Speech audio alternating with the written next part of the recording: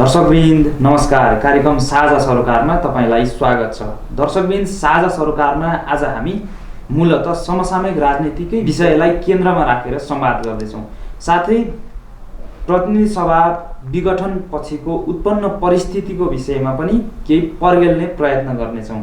भने अहिले जसरी यो प्रतिनिधि सभा विघटनलाई राजनीतिक भूकम्पका रूपमा समेत कतिपयले विश्लेषण गर्ने गरेका छन्, चित्रित गर्ने गरेका छन्। अब त्यसबाट त्यो भूकम्प आइसकेपछि आउने पराकम्पहरू कस्तो हुन सक्छन् र अब मुलुक कता जान्छ, विकास, समृद्धि, स्थायित्वको नारा दिएर वाम गठबन्धनले तत्कालीन अवस्थामा जुन किसिमको मत हासिल गरेको थियो, मत प्राप्त गरेको थियो, त्यसपछि पार्टी एकता भएर तत्कालीन नेकपा एमाले र माओवादी केन्द्र एकता भएर नेपाल कम्युनिस्ट पार्टी नेकपा पनि बन्यो र यो पार्टी एकताले पूर्णता नपाउँदै अहिले विभाजित भएको छ, भङ्ग भएको छ। र यसबाट अब मुलुकको राजनीति के हुन्छ, भोलि जनतामा जाँदा नेकपा के भन्दै जान्छ, अहिलेको अवस्थामा त मध्यावधि निर्वाचनको समेत घोषणा भइसकेको अवस्था छ। अब के हुन्छ त? आज हामी यी र यस्तै विषयमा केन्द्रित रहेर संवाद गर्दैछौँ। हामीसँग हुनुहुन्छ नेपाल कम्युनिस्ट पार्टी नेकपा प्रचण्ड माधव नेपाल समूहका नेता, खास गरी उहाँलाई वैचारिक नेताको रूपमा सबैले चित्रित गर्ने गर्छन्। साथै पूर्व मन्त्री, विघटित प्रतिनिधि सभाका सदस्य सुरेन्द्र कुमार कार्की राम। सर्वप्रथम आउनुहोस्, उहाँलाई कार्यक्रममा स्वागत गरौँ। स्वागत छ यहाँलाई साझा सरोकारमा। धन्यवाद र श्रोताहरूलाई नमस्कार। र मैले पृष्ठभूमिमा पनि भने तपाईँहरूलाई केही दिन अघि मात्रै नेपाल कम्युनिस्ट पार्टी नेकपाका नेता मात्रै भन्दा पुग्थ्यो। अब अहिले फेरि अर्को विशेषण पनि जोड्नुपर्ने भयो। विशेषण भनौँ या के भनौँ, प्रचण्ड माधव नेपाल समूह भने मैले एक समूह त्यो छ, अर्को समूह ओली पक्ष छ। तपाईँहरूले जे भए पनि विभाजित भइसक्यो पार्टी, एक हिसाबले भन्नुपर्दा अब त्यसले औपचारिकता मात्रै पाउन बाँकी छ। यस्तो अवस्थामा यो सङ्कुचन भनौँ, एक किसिमको तपाईँहरूको सङ्कुचन पनि आयो र यसरी यो लघुतावास नै भनौँ न प्रचण्ड माधव समूहका नेता भन्दा हामीलाई पनि अप्ठ्यारो लागिरहेको छ भने त तपाईँहरूलाई चाहिँ कस्तो लाग्छ? नै अब हामीले व्याकरणमा पढ्छौँ कि विशेषणले जहिले पनि नाउनलाई चाहिँ लिमिट गरिदिन्छ। जस्तो गाई भन्दा सबै गाई बुझिन्छ, तर सेता गाई भनेपछि त सीमित गाई भयो, होइन? त्यसैले अब हामीलाई एउटा कम्युनिस्ट आन्दोलनको एउटा कार्यकर्ताको रूपमा परिचित हुन नै सबभन्दा बढी मन लाग्छ। अब यो सत्तामा जे कुराहरू देखिएका छन्, अब त्यसको भित्री मतलब आन्तरिक जुन करेन्टहरू हुन्छ त्यो बुझ्न निकै गाह्रो हुन्छ। घटनाहरू त सत्तामा देखिन्छन्, तर त्यो घटना घटाउने कारण, त्यो कारणहरू पहिल्याउन सकेन भने त्यसको परिणाम के हुन्छ त्यो पनि थाहा हुँदैन। र सबभन्दा जटिल कुरा भनेको, सबभन्दा गाह्रो कुरा भनेको समकालीन इतिहासलाई बुझ्नु। अब बितेको इतिहासको बारेमा त आरामपूर्वक हामी कुरा गर्न सक्छौँ, त्यहाँ यस्तो भएको भए हुन्थ्यो, यस्तो गरे भए हुन्थ्यो, यस्तो हुन्थ्यो भनेर। तर हाम्रै अगाडि जो इतिहास बनिरहेको छ नि, त त्यसलाई ठिक ढङ्गले बुझ्नु, त्यसलाई ठिक ढङ्गले चिन्नु चाहिँ धेरै गाह्रो काम हो। जस्तो कार्ल मार्क्सको एउटा प्रसिद्ध रचना छ, नेपोलियन बोनापार्टको 18औं ब्रुमेयर भन्ने। त त्यो पुस्तकको बारेमा एङ्गेल्सले लेख्नु भएको छ कि मार्क्स मात्रै यस्तो क्षमतावान मान्छे हुनुहुन्थ्यो जसले आफ्नै समयमा बितिरहेको इतिहासको बारेमा पनि एकदम ठिक मूल्याङ्कन चाहिँ गर्नुभयो। त त्यस्तो काम बहुत कम मान्छेले मात्रै गर्न सक्छन्। त अब अहिलेको पनि जे जस्तो कुराहरू, घटनाहरू घटिरहेका छन् हाम्रो अगाडि, त तिनीहरूको वास्तविक मतलब धारहरू के हुन्, के कुराहरू प्रभावित भइरहेका छन्, त्यो बुझ्ने चेष्टा चाहिँ हामीले गर्नुपर्छ। खास गरी तपाईँलाई नेता कार्यकर्ताले, जनताले बुझ्दा पनि एउटा वैचारिक नेता, बौद्धिक नेता र प्रष्ट बोल्ने मध्यमार्गी सोचको नेता भनेर पनि बुझ्छन्। तपाईँको यो शालीनतालाई सबैले सराहना पनि गर्छन् र तपाईँको यो पछाडि चाहिँ तितो कुराहरू गर्न खास गरी पत्रकारहरू पनि हिचकिचाउँछन्। तर यति भनिरहँदाखेरि अहिले प्रतिनिधि सभा विघटन भइसक्यो, 2वटा समूह छ तपाईँहरूको नेकपा। यस्तो अवस्थामा मैले तपाईँलाई अघि पनि भने यो विघटित प्रतिनिधि सभाको सदस्य भनेर यो चाहिँ के हो? अहिले एक पक्षले चाहिँ संसद फेरि बिउतिन्छ, विघटन नै भएको छैन, अल्पमतको सरकारले अल्पमतमा परिसक्नु भएको प्रधानमन्त्रीले विघटन गर्नुभएको संसद हामीलाई स्वीकार्य हुँदैन, हामी संसद बिउत्याउँछौँ भनेर चाहिँ आन्दोलनमा छन्, सडकमा छन् भने अर्को चाहिँ अब निर्वाचनतिर होमिसकेको अवस्था छ। यस्तो अवस्थामा हामीले कसरी बुझ्ने? अब हामीलाई प्रधानमन्त्रीले छनौट गर्ने अवसरै दिनु भएन। जस्तो वैचारिक राजनीतिक मुद्दामा 2टा समूह बन्न लागेको भए हामी धेरैले धेरै पटक घोत्लिनु पर्थ्यो कता लाग्ने भनेर नि। अब मान्नुहोस् प्रचण्ड र माधव कमरेड एकातिर, अब ओली कमरेड अर्कोतिर लागेको अवस्थामा कता लाग्ने त भनेर छान्ने एउटा चाहिँ हामीले अवसर पाउँथ्यौँ। तर प्रधानमन्त्री ओलीले हामीलाई त्यो अवसरै दिनु भएन। उहाँले अब जनताबाट निर्वाचित, जनतासँग प्रतिबद्धता गरेर हासिल गरेको जुन संसद थियो त्यसलाई बलात् विघटन गरिदिनु भयो। त्यसले गर्दा अब छान्नै पाइएन क्या। त्यसको प्रतिरोध गर्नु सिवाय अर्को उपाय नै रहेन। त्यसो भए तपाईँहरूलाई झनै सजिलो भयो। उहाँले अहिले जसरी प्रतिनिधि सभा विघटन गर्नुभयो यो त असंवैधानिक कदम भनेर धेरैले भनेका छन्, केहीले मात्रै नभनेका होलान्। यसलाई त राजनीतिक कुसम्मको संज्ञा दिएका छन् मान्छेहरूले, कानुनविदहरूले, संविधानविदहरूले नै। त्यसैले तपाईँहरूलाई अहिले त्यो असंवैधानिक समूहमा, असंवैधानिक कदम चाल्ने समूहमा भन्दा अर्को समूहमा लाग्न सहज भयो भनेर बुझौँ। सहज भन्दाखेरि पनि बाध्यता भयो। उहाँले ठेल्दिनु भयो उतातिर, सबैलाई विवेक भएका सबै मान्छेलाई उतातिर ठेल्दिनु भयो। अब हामीलाई उहाँहरू चाहिँ अविवेकी, हामीलाई कुनै नेता विशेषको नामबाट समूहमा बस्न मन थिएन। हामीलाई प्रचण्ड समूह, वामदेव समूह या माधव समूह या ओली समूहको नेता बन्न पटक्कै इच्छा होइन। तर कमरेड ओलीले घचेडिदिनु भयो क्या हामीलाई। किनभने उहाँले बलात् त्यसलाई विघटन गरिसकेपछि एउटा संवैधानिक प्रक्रियामाथि उहाँले जुन प्रकारको प्रहार गर्नुभयो, गणतन्त्रमाथि जुन प्रकारले प्रहार गर्नुभयो, त त्यसले हामीलाई बाध्य बनायो। मैले सुरुवातमै भनिहालेँ, अहिले जसरी चाहिँ प्रतिनिधि सभा भङ्ग भएको छ यसपछि चाहिँ 2 पक्षले आधिकारिक नेकपा हाम्रो हो, हामी हौँ संस्थापन पक्ष, हामी हौँ नेपाल कम्युनिस्ट पार्टी नेकपा भनेर तपाईँसँग ठ्याक्कै बुझ्दाखेरि अहिलेको आधिकारिक नेकपा चाहिँ को हो भन्नुहोस् त?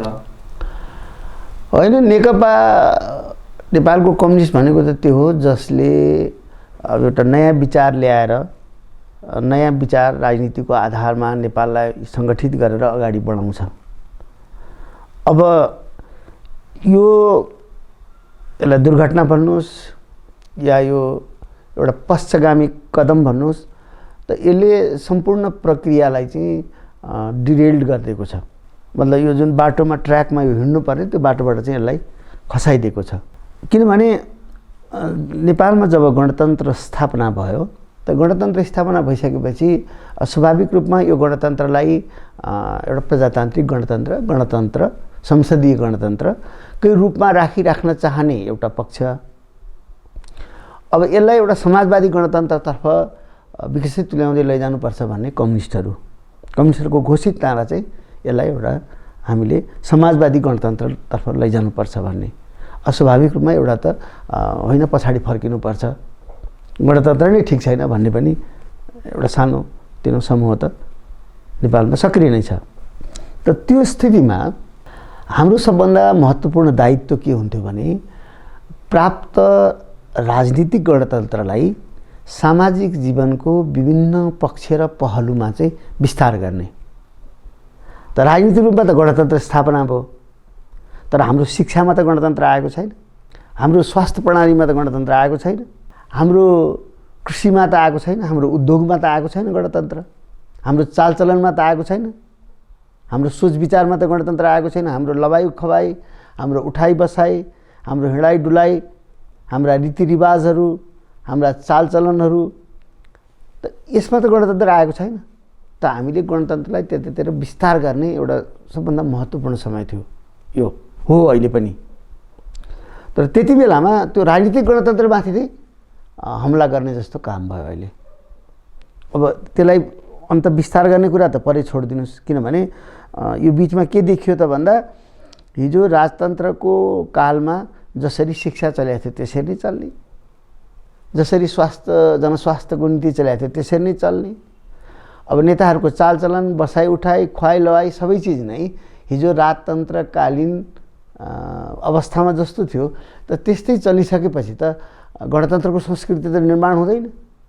तर जबसम्म राजनीतिक संस्कृति निर्माण हुँदैन तबसम्म त्यो चिज थाहै हुँदैन। जस्तो यो के कस्तो भने जस्तो नदीले आफ्नो ओछ्यान बनाइसकेपछि नदी त्यही ओछ्यानमा बहन्छ, तर ओछ्यान नभएका नदीहरूलाई हामी भेल भन्छौँ, ती जता नि कुद्छन्।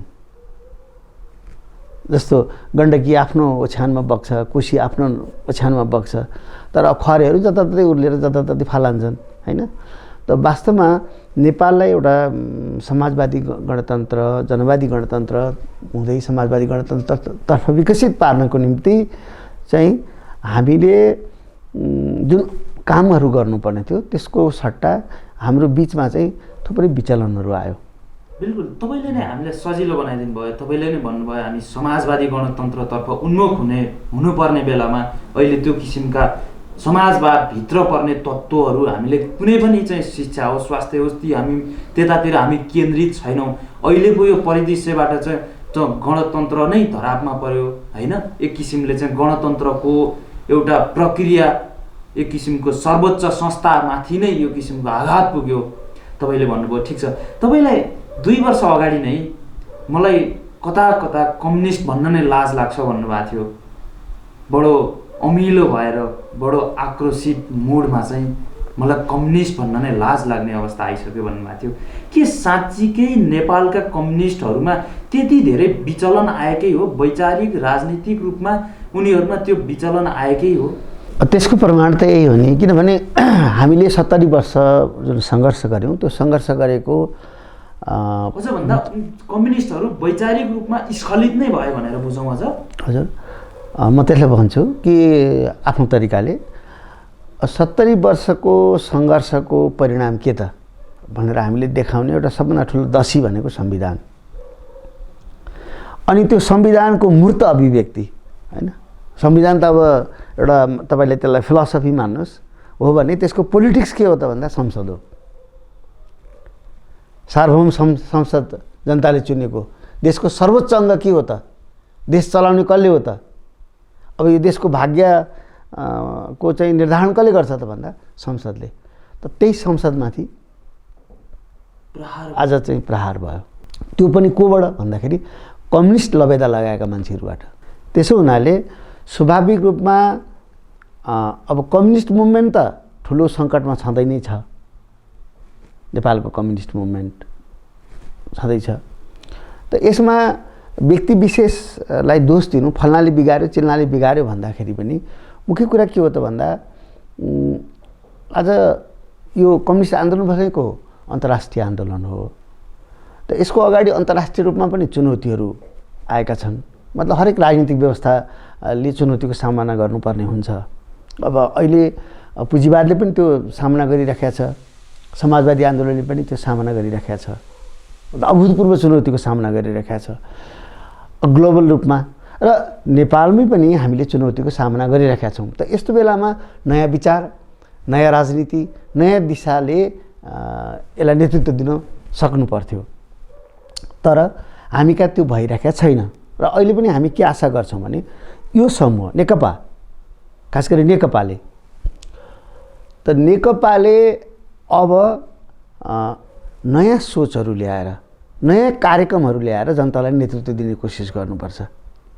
जस्तो पर्छ, अहिले पनि पर्छ। किनभने अब निराश भएर रोएर बसिरहने कुरा त भएन नि त। अब अतीतको एउटा ठुलो गम्भीर समीक्षा गर्नुपर्छ। अहिले नेकपाको निम्ति अहिले पनि जस्तो किसिमको दुर्घटना भयो नि, यसबाट फेरि पनि आशा गर्न सकिने ठाउँ छ र निश्चित रूपमा मानव जातिले यस्ता सबै अप्ठ्याराहरूलाई सामना गर्दै फेरि नयाँ सम्भावनाको क्षति चाहिँ खोज्दै अगाडि बढ्छ। न त समाप्त भइसक्नुपर्ने मानव जाति। त त्यसैले अहिले पनि नेकपाका निम्ति नेकपाले गर्नु पर्यो कि पहिला त रिभ्यू गर्नु पर्यो। हाम्रा कमी कमजोरी कसरी, गल्तीहरू कहाँ भए, हामीले कसरी एकजना मतलब गणतन्त्रको संस्कृतिलाई अंगीकार नगरिसकेको, समाजवादलाई त्यागिसकेको, समाजवादलाई नबुझेको, आत्मसात नगरेको मान्छेलाई चाहिँ प्रधानमन्त्री बनायौँ। कसरी त्यो बनाउन पुग्यौँ? अनि अर्को कुरो हामीहरू भन्न खोज्नु भयो कि केपी शर्मा ओलीतिर इङ्गित गर्न खोज्नु निश्चित रूपमा, र हाम्रै नेताहरू, अरू जो बाँकी नेताहरू पनि प्रधानमन्त्री बन्नुभयो धेरैजना। उहाँले अहिलेसम्म गणतन्त्रलाई अहिलेको यो परिवर्तित जस्तो किसिमको संविधानमा मूल मर्महरू नै छन्, तिनी कुनै पनि सङ्घीयता भनौँ, यिनीहरू कुनैमा पनि अपनत्व बोध गर्नुभएको छैन, उहाँले स्वीकार गर्नुभएको छैन अहिलेसम्म। त्यो त अहिले प्रश्न देखियो नि त। पहिला शङ्का मात्रै थियो, पहिला त प्रश्नवाचक चिन्ह मात्रै थियो। उहाँको बेला बेलाको अभिव्यक्तिले गणतन्त्रप्रतिको उहाँको के हो सोच, संहिताप्रति उहाँको सोच के हो भन्ने खालको क्वेसन चाहिँ बेला बेलामा आइराखेको थियो, पत्रकारहरूले नै उठाइराख्नु भएको थियो। त अहिले त अब आन्सरै आइसक्यो नि त। किनभने अब यो रिभ्यू गर्नु पर्यो। मैले भनेको मतलब खालि केपी ओलीको मात्रै होइन, अहिले कमजोरी केपी ओलीको मात्रै भएको नै सकिन्छ र होइन होइन। त्यसैले केपी ओलीको मात्रै होइन, अब अरू हाम्रा नेताहरू जो प्रधानमन्त्री बन्नुभयो उहाँहरूको पालोमा चाहिँ किसान मजदुरको पक्षमा, समाजवादको पक्षमा नीति र कार्यक्रमहरू बेसरी लैजान सकेको भए, कोसिस गरेको मात्रै भएको भए अनि अहिले ठुलो समर्थन प्राप्त हुन्थ्यो। यो ओली प्रवृत्तिको विरुद्ध लड्नको निम्ति चाहिँ ठुलो समर्थन प्राप्त हुन्थ्यो। किनभने नैतिक बल भनेको यति डरलाग्दो बल हो कि त्यो बलको अगाडि धनबल अरू कुनै बल टिक्दैन। त हिजो हाम्रो नेताहरू प्रधानमन्त्री पनि हुनुभयो, हामी मन्त्री पनि बन्यौँ।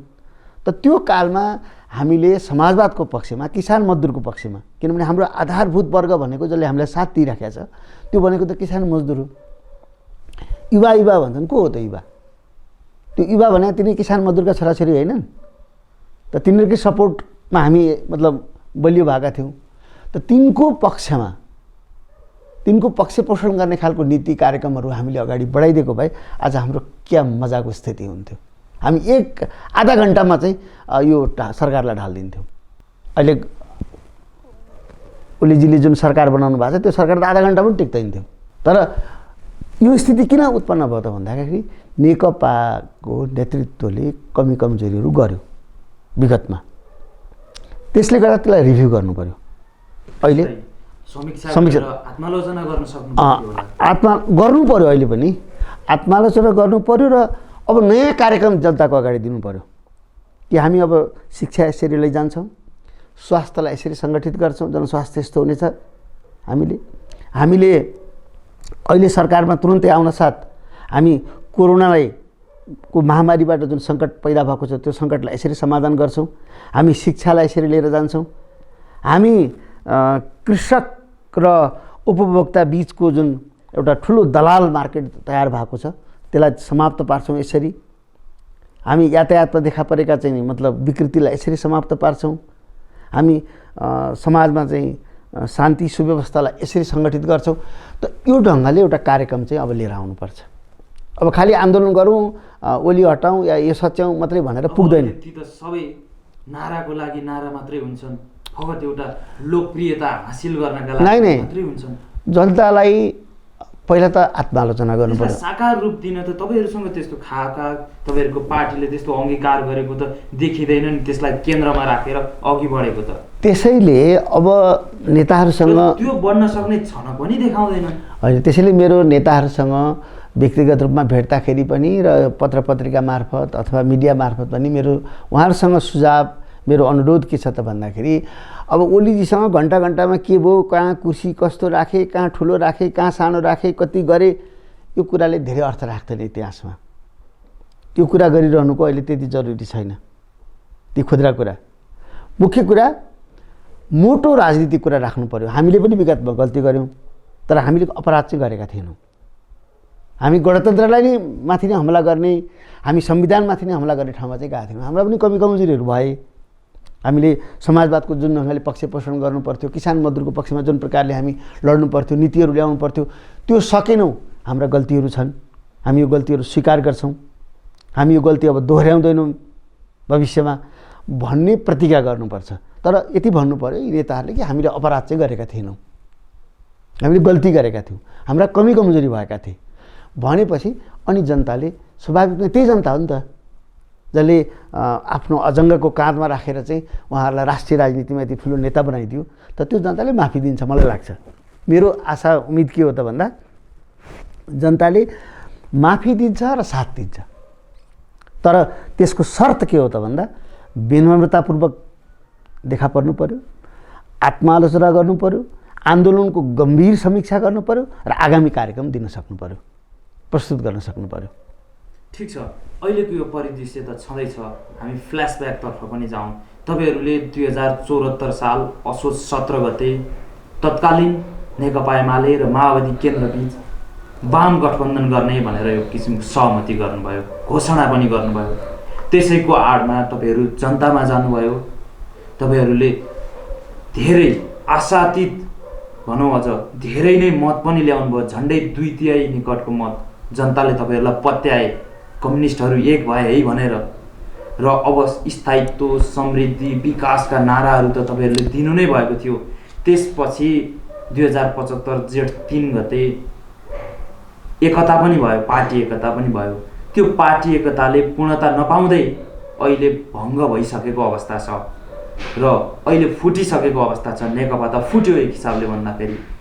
तपाईँहरूले त्यति बेला नै अलिकति गल्ती गरिएछ जस्तो लाग्दैन? किन भन्दा तत्कालीन अवस्थामा पनि तपाईँको अध्यक्ष र तत्कालीन नेकपा एमालेको अध्यक्ष बिच निकै जुहारी चल्थ्यो अगाडि। त्यस अगाडि किन भन्दा केपी शर्मा ओलीले त लोकतान्त्रिक आन्दोलनलाई बैलगाडा चढेर अमेरिका पुगिँदैन भन्ने संज्ञा दिनुभएकै हो।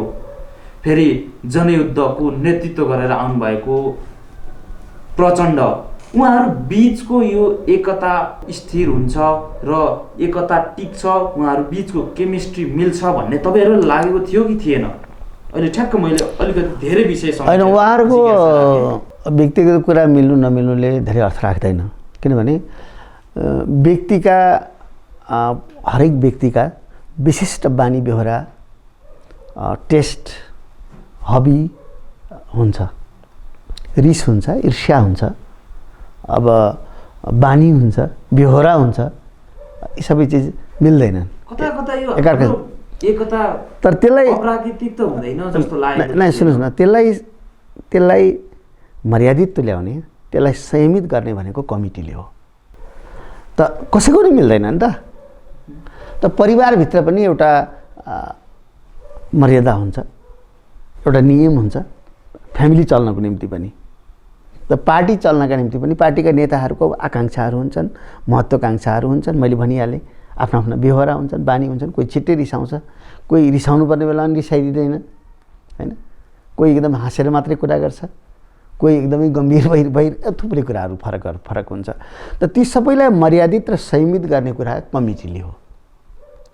अब ओलीजीको कुरा के रह्यो त भन्दा निर्णय पहिला बैठकपछि भन्न थाल्नुभयो उहाँ। यो त बाहिर सार्वजनिक रूपमा नै उहाँले बोलिरहनु भएको छ, पहिला निर्णय गरौँ अनि बैठक बसौँ। बैठक बसेर त्यसपछि निर्णय गरौँ भन्ने होइन उहाँको। पहिला निर्णय टुङ्ग्याइसकेपछि त्यो पनि एकल निर्णय बैठक बसौँ भन्ने खालको रह्यो। एउटा त कहाँनिर अलिकति गल्ती भयो भने दुईटा अध्यक्षलाई एकताको घोषणा गर्ने अधिकार मात्रै दिएको हो। तर उहाँहरूले अब यो आन्दोलनलाई साम्यवादसम्म पुर्याउने अथवा यसलाई लगेर चाहिँ टुकुचामा विसर्जन गरिदिने अधिकार पनि अब हामीमै आयो भने जस्तो ठान्नुभयो उहाँहरूले। त त्यसको त समीक्षा हुनुपर्छ होइन। र त्यो स्थायी कमिटी भन्ने पनि यति लाचार देखा पर्यो कि त्यसले त्यो अधिकार खोज्न सकेन क्या। अब आज उपरान्त दुईटा अध्यक्षमाले आजसम्म उपयोग गरिरहेको अधिकार चाहिँ आजदेखि स्थायी कमिटीमा फिर्ता आयो भन्ने निर्णय गर्न सकेन क्या स्थायी कमिटीले। त यो पुरा जेनेरेसन, यो पुरा नेतृत्वको मतलब जो तबका देखा परेको छ, यो नै लाछी जस्तो देखा पर्यो, कायर जस्तो देखा पर्यो। अब त्यसको त आज परिणाम भोग्नु पर्यो, त्यसको दुष्परिणाम त देख्नु पर्यो आज। त त्यसो हुनाले अब अतीतको एउटा निर्मम समीक्षा गर्नु पर्यो। अब यहाँ जम्मै गल्ती जति ओलीले गरे भनेर यताबाट भनिदिने, अनि उता ओलीहरूले पनि आफूलाई जस्टिफाई गर्नु गल्ती जति जम्मै यता गरिदिने भन्ने जो अहिले मतलब चलिरहेको छ, यो गलत हो। किनभने तपाईँ आफ्नो उत्तरदायित्व त लिनुहोस्, तपाईँ आफूले गरेको गल्ती त स्वीकार गर्नुहोस्। किनभने अर्काले गरेको गल्ती त तपाईँ सच्याउन सक्नुहुन्न, तर तपाईँले गरेको कमजोरी त तपाईँ सच्याउन सक्नुहुन्छ नि त, होइन? त्यसैले तपाईँले उसलाई कसैलाई सदाचार पढाउन नसक्नु होला, सदाचारतिर लैजान नसक्नु होला, तर तपाईँ त सदाचारमा जान सक्नुहुन्छ नि त। त्यसो हुनाले नेकपाले आजैको मितिदेखि आफ्नो गम्भीर समीक्षामा लाग्नुपर्छ, होइन? अब यो अरू कथा कोथुङ्री भनेर काम छैन, आफ्नो निर्मम र गम्भीर समीक्षा गर्नुपर्छ र कहाँ कहाँ हामीले कमी कमजोरी गऱ्यौँ, कहाँ कहाँ गल्ती गऱ्यौँ त्यो भन्नुपर्छ। एकता गलत थिएन। किन थिएन भने दुईटै पार्टी अगाडि जाने विचार राजनीति नभएर छटपटाइरहेको अवस्था थियो। तर अब त झन् अस्थिरता सुन्नु न, यो त सामना गर्नु नै थियो। तपाईँले अगाडि जाने जब चाहिँ बाटो पाउनुहुन्न, बाटो देख्नुहुन्न, त त्यस्तो मान्छे त रन्फालिहाल्छ नि। त मुख्य रूपमा त्यति बेलाको तत्कालीन एमाले पनि तत्कालीन माओवादी पनि अगाडि जाने वैचारिक राजनीतिक बाटो नपाएर लडबडाइरहेको अवस्था थियो। त तुरुन्तै गर्नु के पर्थ्यो त भन्दाखेरि हामीले देशभरिका 7-8 लाख कार्यकर्ताको बिचमा एउटा ड्राफ्ट बनाएर हामीले पठाउनु पर्थ्यो कि अब नेपालको कृषिलाई कसरी सुधार गर्ने, नेपालको कृषकको जीवनमा कसरी परिवर्तन ल्याउने, हैन? नेपालमा शिक्षालाई कसरी लिएर जान सक्यो भने हामी सम्पूर्ण जनतालाई साक्षर तुल्याउन सक्छौँ। किनभने विकासको पिलर भनेको त शिक्षा हो भन्ने कुरा हामीले स्थापित गर्नु पर्थ्यो नि त। विकासको धुरी खम्बा भनेको यी बाटोघाटो, रोड, बालुवा, गिटी इत्यादि कुरा त पछाडिको कुरा हुन्। पहिलो कुरा त शिक्षा हो।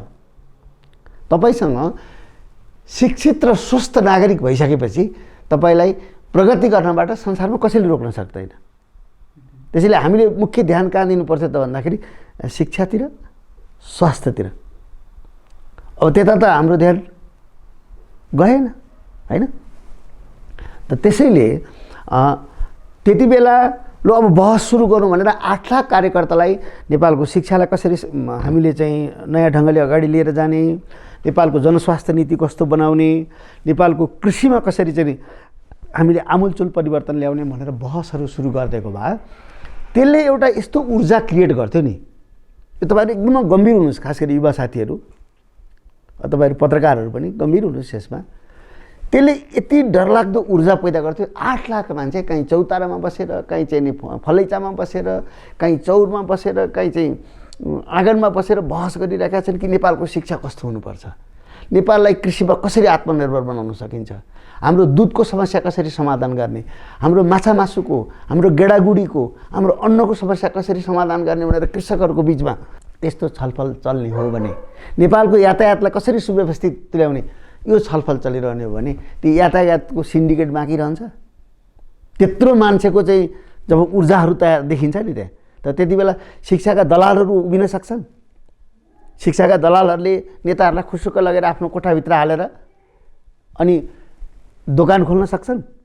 डाक्टर दिने, इन्जिनियर बनाउने, 50 लाख 60 लाख करोड यो गर्न सक्दैन थिए नि। त्यसको निम्ति तर्साउनै पर्दैन थियो, कसैलाई मुड्की देखाउनै पर्दैन थियो, कसैलाई धम्की दिनै पर्दैन थियो। शिक्षामा सरोकार राख्ने लाखौँ लाख शिक्षक, विद्यार्थी, अभिभावकको बिचमा नेपालको शिक्षालाई कसरी चाहिँ हामीले पुनर्संयोजन गर्ने, कसरी यसलाई श्रममुखी, श्रमलाई चाहिँ आदर गर्ने, श्रम शारीरिक श्रम, मानसिक श्रम दुवैलाई आदर गर्ने, देशभक्त नागरिक पैदा गर्ने, कठोर परिश्रमलाई गर्न सिकाउने, देशभक्त बनाउने र यो मान्छे भनेको समान हो भन्ने एउटा अवधारणा, चेतना, यो जातपात इत्यादि भनेको कलङ्क हो मानव जातिको। त त्यो सोचको चाहिँ नागरिक तयार गर्नेतर्फ छलफलहरू यदि भइदिएको भए हाम्रो त्यो गर्नु पर्थ्यो। त त्यसले चाहिँ नयाँ कार्यक्रम ल्याउँथ्यो, नयाँ विचार। किनभने यो विचार भनेको कसैको दिमागबाट फुत्त झर्ने होइन। हामी मार्क्सवाद भन्छौँ, त्यो मार्क्सको दिमागबाट एक्लै झरेको होइन। त्यो पनि लाखौँ लाख मजदुरहरूको बिचमा, लाखौँ लाख चाहिँ समाजमा राम्रो गर्न खोज्नेहरूको बिचको जुन छलफल चल्यो त्यसलाई चाहिँ मार्क्सले एक ठाउँमा त्यसको सारलाई एक ठाउँमा केन्द्रित गरेका मात्रै हुन्। ठिक छ, यी विषयहरू त छँदैछन्। अहिले नेकपा विभाजित भएको छ होइन, आज हामी मूलत यही विषयमा पनि केन्द्रित भइरहेका छौँ। तपाईँहरू भर्खरै मात्र केही समय भयो विभाजित हुनुभयो र यो पीडामा एकले अर्कालाई दोषी लगाउनु, आरोपित गर्नु स्वाभाविक नै होला। तर नेकपा भएर सोच्दाखेरि वाम गठबन्धन बनाएर चुनावमा जानुभयो, स्थायी सरकार दिन्छौँ भन्नुभयो, विकास र समृद्धिको नारा दिनुभयो। यो 5 वर्ष जनताले तपाईँहरूलाई म्यान्डेट पनि दिएका थिए, तर 3 वर्षमै आफ्नै पार्टीले तपाईँले जे भने पनि तपाईँको आफ्नै पार्टीका अध्यक्ष भनौँ या को छ जिम्मेवार यसमा त्यो भोलिका दिनहरूमा थाहा होला। तर संसद भङ्ग गरेपछि अब जनतामा जाँदा चाहिँ तपाईँहरू के भनेर जानुहुन्छ, जनतामा के सन्देश गएको होला? अहिले तपाईँहरूले त्यो विषयमा समीक्षा गर्नुभएको छ? त मैले बार त्यही भनिरहेको छु, जनतामा तपाईँ हात जोड्दै जानु पर्यो। सबभन्दा महत्त्वपूर्ण कुरा त के भने, म अझ त्योभन्दा ठुलो कुरा गरिरहेको छु। खालि यो चुनावको बेलामा गरेको प्रतिज्ञा मात्रै होइन, 70 वर्षदेखि हामीले भनिरहेका थियौँ नेपालका किसान मजदुरलाई कि तपाईँहरूले साथ दिनुहोस्, हामी तपाईँहरूको निम्ति नयाँ बिहानी ल्याइदिन्छौँ, हामी तपाईँहरूलाई एकदम मुक्ति दिलाउँछौँ, हामीले भनिरहेका थियौँ नि त।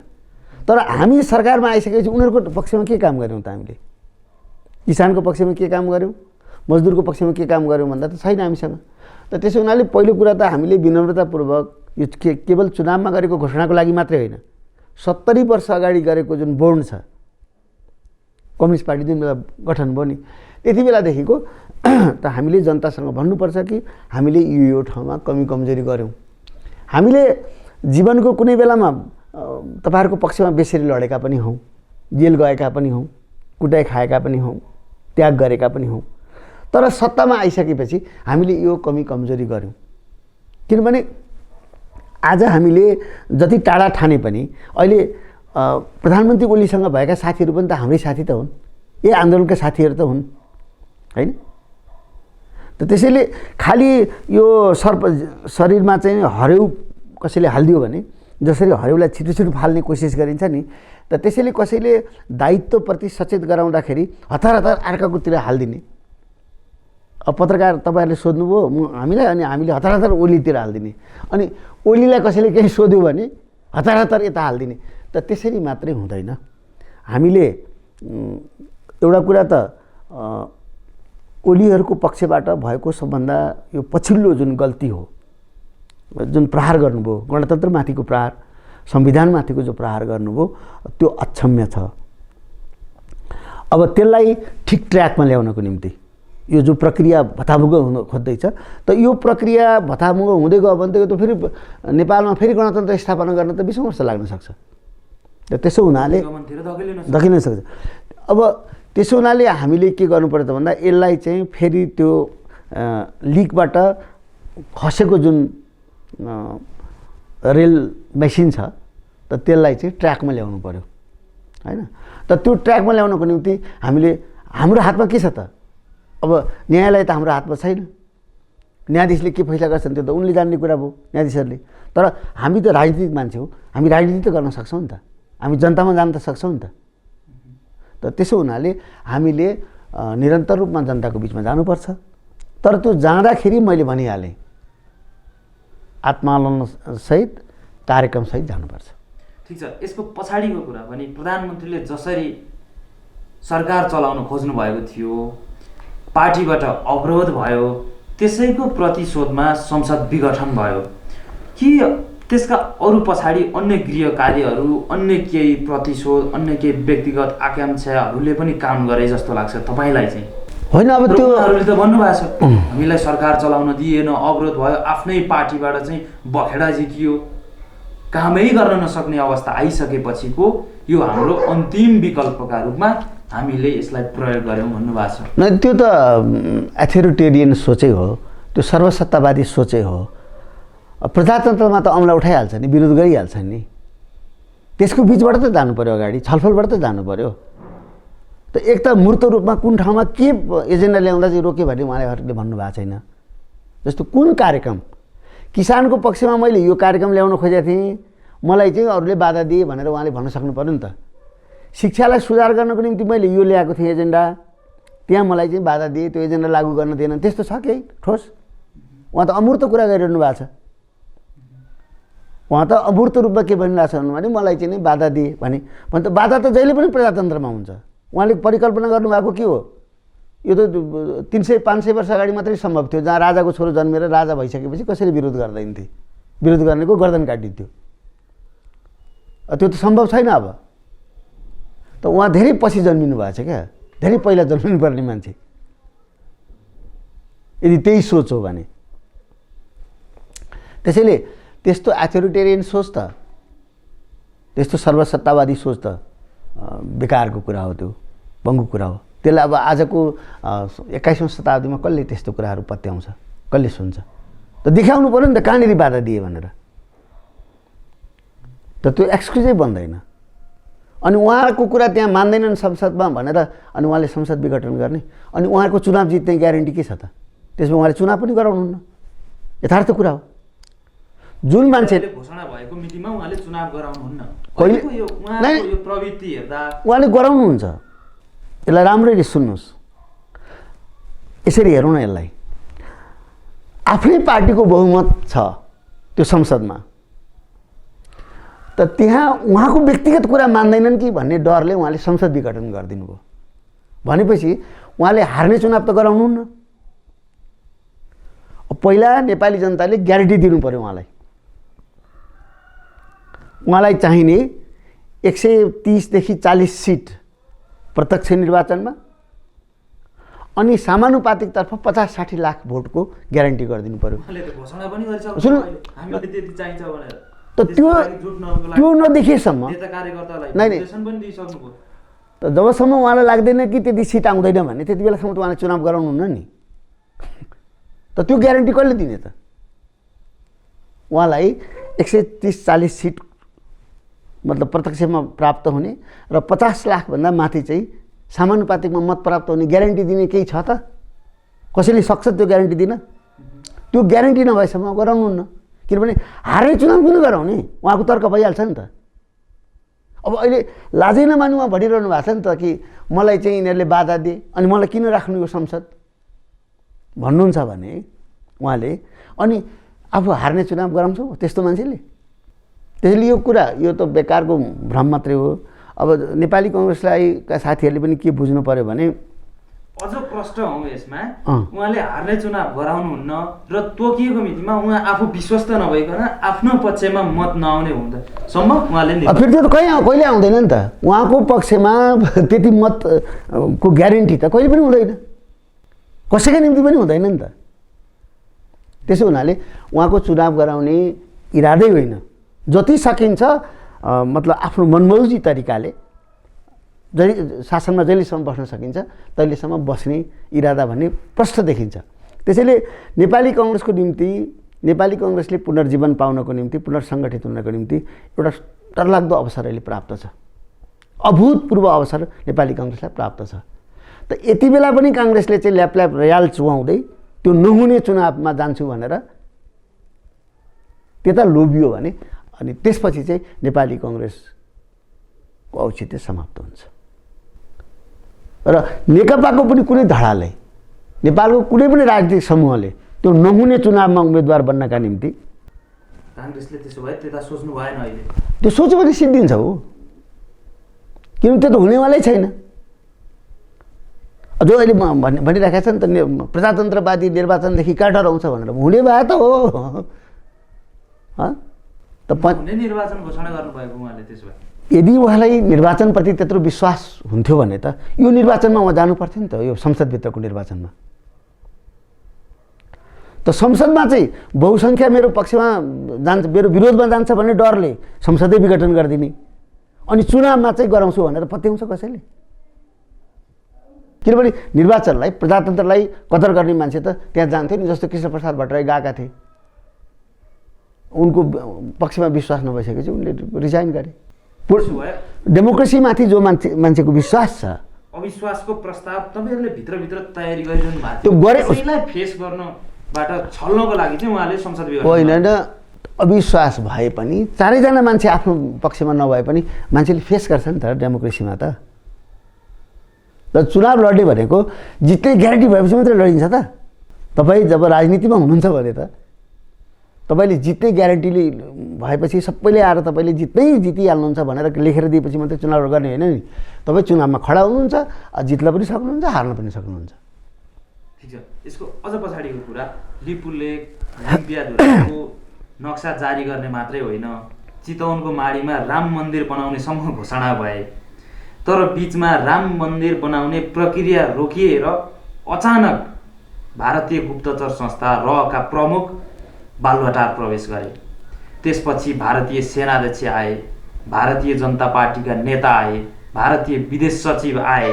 त्यसपछि अहिले जे राजनीतिक चित्र खडा भएको छ त्यसको एक किसिमको यो क्यानभास यी प्रकरणहरूले, यी भ्रमरहरूले बनाइरहेका थिए भन्ने अनुमान सही हुन्छ कि गलत हुन्छ होला? होइन, अब यो त स्वाभाविक रूपमा उहाँले यस्तो प्रतिगामी कदम चालेपछि विभिन्न चिजहरू त यसमा जोडिँदै जान्छ।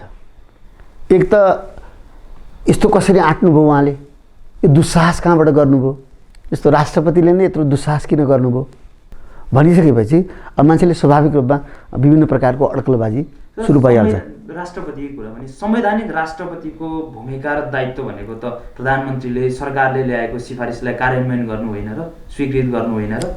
यस्तो नि हामीले उहाँलाई नै त्यही किसिमको मात्र होइन राष्ट्रपतिमाथि उहाँ त संविधानको रक्षक पनि भनिएको छ नि त, होइन? त यो देशको प्रमुख मान्छे होइन, सरकार प्रमुखले कुनै कुरा पठायो भने उहाँले विज्ञहरूसँग सल्लाह त लिन सक्नुहुन्छ। उहाँ त कानुनको विद्यार्थी होइन, विद्या भण्डारीले कानुनमा काहीँ डिग्री लिएको मलाई थाहा छैन, अझ त्यसमाथि संवैधानिक कानुनमा। त यस्ता कुराहरू अगाडि आइसकेपछि र त्यही आफ्नै पार्टी जुन पार्टीमा हिजो उहाँले काम गर्नुभएको थियो त्यही पार्टी विभाजित भएको स्थितिमा उहाँले त्यो विज्ञहरूसँग, सर्वोच्च अदालतसँग उहाँले सल्लाह लिए। सर्वोच्च अदालत के का लागि त? नेपालको कानुनको संविधानको व्याख्या गर्नलाई बस्या त हो त्यो सर्वोच्च अदालत। त उहाँले त सर्वोच्चसँग सल्लाह लिन सक्नुहुन्थ्यो नि त, कुनै निकायसँग सल्लाह लिन सक्नुहुन्थ्यो नि त। त उहाँले त त्यो उहाँ कोही मतलब पोस्ट अफिस जस्तो उसको चिठी आयो अनि त्यसलाई डेलिभरी गरिदिनु बस्नु भएको त होइन। उहाँ त संरक्षक हो नि त, त्यत्रो गरिमामय पद। त उहाँले केही घन्टा बसेर सरसल्लाह गर्न सक्नुहुन्थ्यो, राजनीतिक पार्टीहरूसँग सरसल्लाह गर्न सक्नुहुन्थ्यो यो प्रकारको स्थिति आयो भनेर। त देशलाई यति डरलाग्दो खतरनाक स्थितितिर लैजाने कदम चाल्न उहाँले एकछिन पनि विलम्ब गर्नु भएन। प्रधानमन्त्रीले जे लेखिदियो त्यही पास गर्ने भन्ने राष्ट्रपति हामीले कल्पना गरेका होइनौँ। हामीले कार्यकारी राष्ट्रपतिको पनि कल्पना गरेका होइनौँ अहिले हाम्रो राष्ट्रपति। तर यस्तो राष्ट्रपति होइन पनि होइन कि प्रधानमन्त्रीले लगिदिएको हरेक कुरालाई चाहिँ पढ्दै नपढी हेर्दै नहेरी स्ट्याम्प लगाइदिने पनि होइन। अघि मैले भनेका फ्याक्टरहरूले चाहिँ कतिको काम गर्यो होला यो स्टेपसम्म आइपुग्नको लागि? अघि मैले जुन जुन भ्रमणका कुराहरू गरेँ, अन्य चलखेलका कुरा गरेँ, त्यसको के छ? अब यस्तो कुरा हो, अब हामी अड्कल गर्ने गर्छौँ। त म चाहिँ अलिक फरक राख्छु। जस्तो पहिला ज्ञानेन्द्रले कदम चाल्दाखेरि पनि थुप्रो जोडेर यहाँ चाहिँ नि पत्र पत्रिकामा मिडियामा खुब आयो, पक्का कहीँबाट आड दिएको छ, पक्का कहीँबाट आड दिएको छ देखिहाल्यो। पछि जनता उठेर चाहिँ ज्ञानेन्द्रलाई लखेट्दाखेरि कसैले आड दिएको देखिएन। केही नहुन पनि सक्छ। मलाई लाग्छ 1.5 लाख जनताले चाहिँ उठेर चाहिँ यो आन्दोलन गरिदिने हो भनेदेखि सबै भत्तामुङ्ग हुनसक्छ। को आड आउँछ? विदेशीहरू के ट्याङ्क लिएर आउँछन् यहाँ बचाउन, सरकार बचाउन? त्यसैले मुख्य कुरा यसको फैसला देशभित्रै गरिनुपर्छ। अब स्वाभाविक रूपमा तपाईँले गलत कामहरू गर्दै गइसकेपछि त तपाईँलाई थुप्रो सहाराको जरुरी पर्छ। तपाईँ जतासुकै चाहिँ समाउन थाल्नुहुन्छ, जतासुकै साथी सहयोगी खोज्न थाल्नुहुन्छ, त त्यो स्थिति चाहिँ मा पुग्नु भनेको एकदमै खराब हो। त त्यसो हुनाले हामीले आफ्नो बलमा नेपाली जनताले आन्दोलन गरेर, राजनीतिक आन्दोलन गरेर यसलाई ट्र्याकमा ल्याउनुपर्छ। केही समय अगाडि चाहिँ संसद विघटन हुनुभन्दा केही समय अघि, केही दिन अघि देशमा राजा आऊ देश बचाऊ भनेर नाराहरू चर्काइरहेका थिए।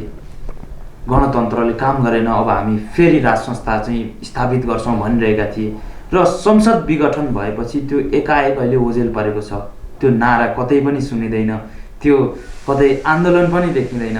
यो गणतन्त्रको प्रमुख आधार स्तम्भलाई विघटन गर्ने काम भइसकेपछि उहाँहरू त्यसलाई छोडिदिनु भयो।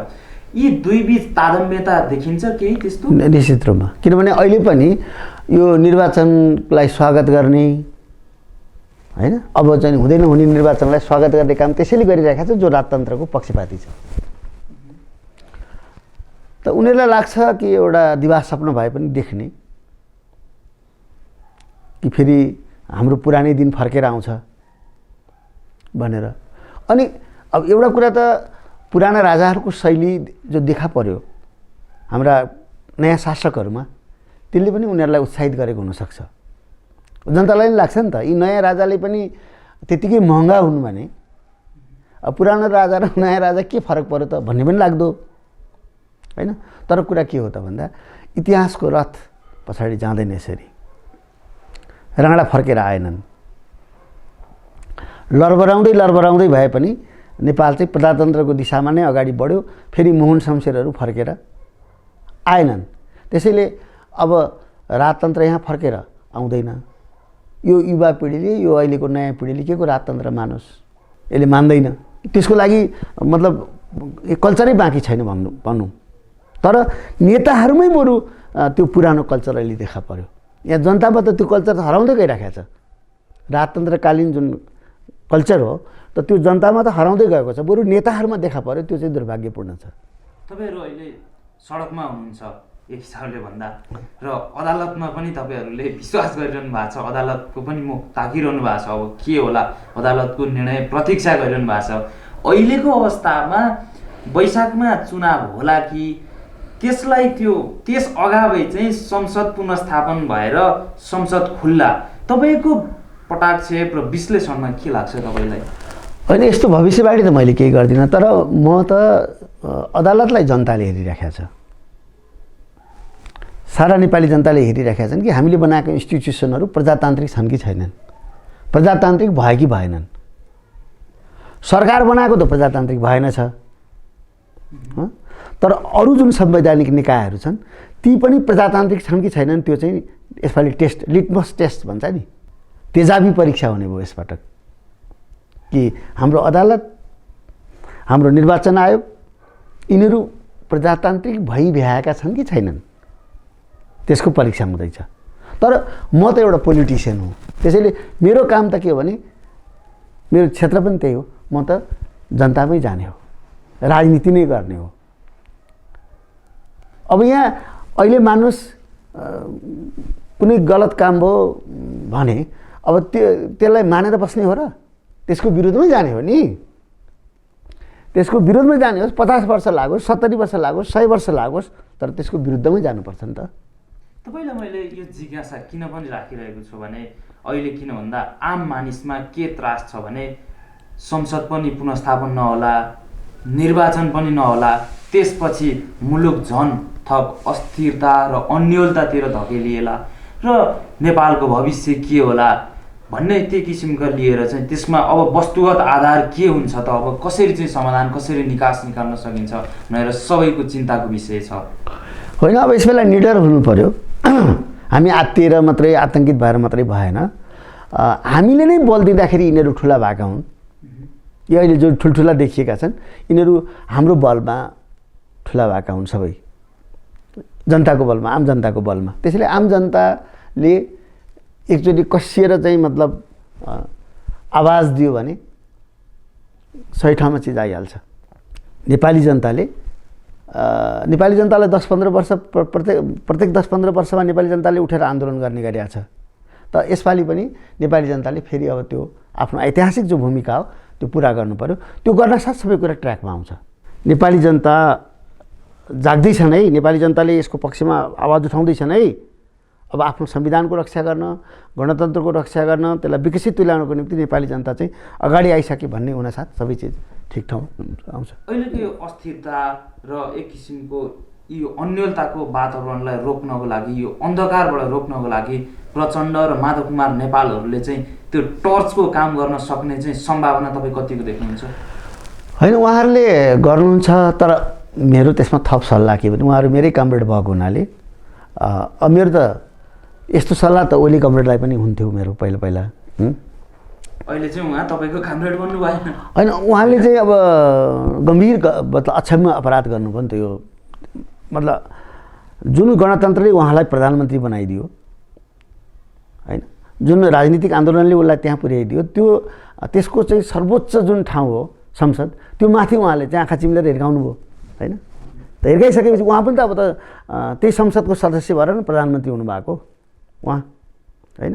अरू केही जन्मजात कारणले गर्दा पूर्वको 8 जन्मेका ओलीहरूको वंशले चाहिँ यहाँ देशमा शासन गरेका त होइन।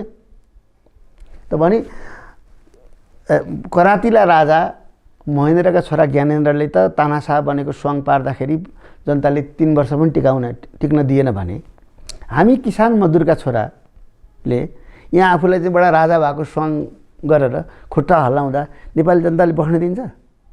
त त्यो कुरा उहाँले नि ख्याल गर्नु पऱ्यो। अब राष्ट्रपतिजीले नि ख्याल गर्नु पऱ्यो।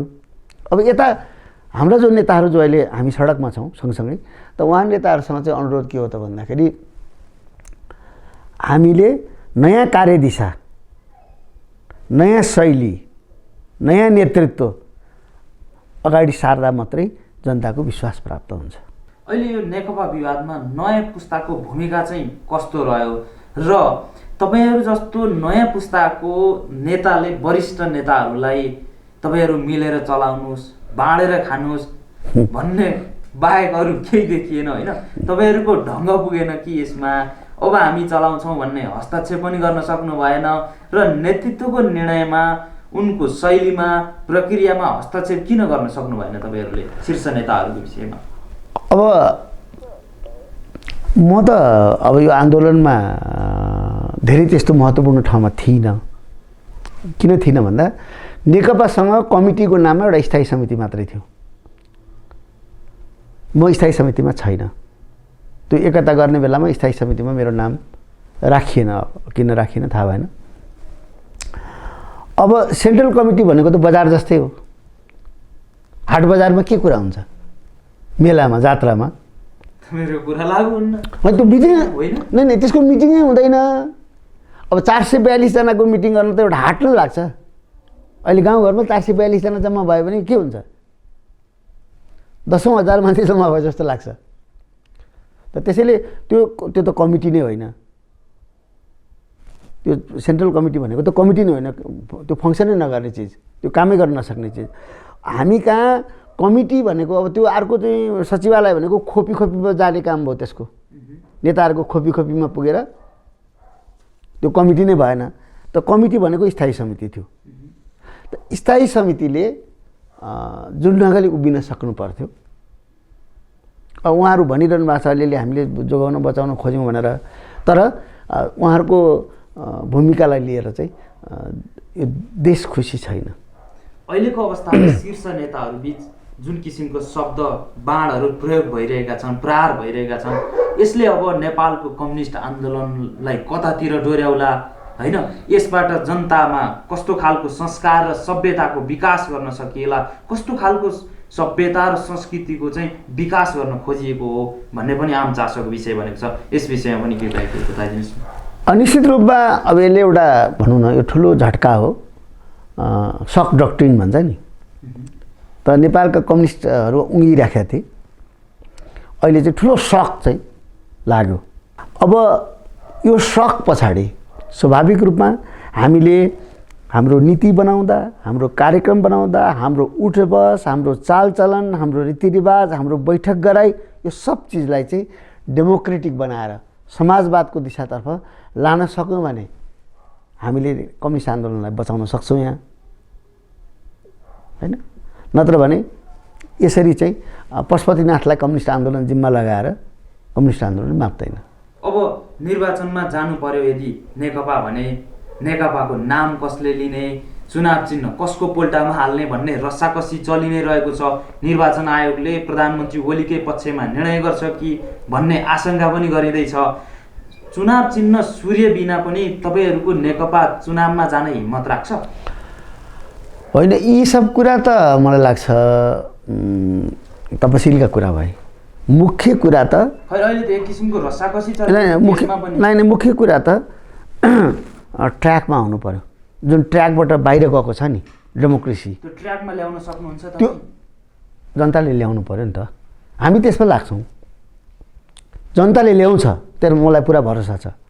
किनभने नेपाली जनता अब अप्रजातान्त्रिक कुनै एउटा चाहिँ परिवारको एउटा व्यक्तिको सनकमा चाहिँ चल्ने सिस्टम बनाएर बस्छन्। त्यो सिस्टमलाई उनीहरूले बाँच्न देलान्, यहाँ रहन देलान्। त्यसैले नेपाली जनतामाथि पुरा भरोसा छ कि डेमोक्रेसी फेरि रिस्टोर हुन्छ।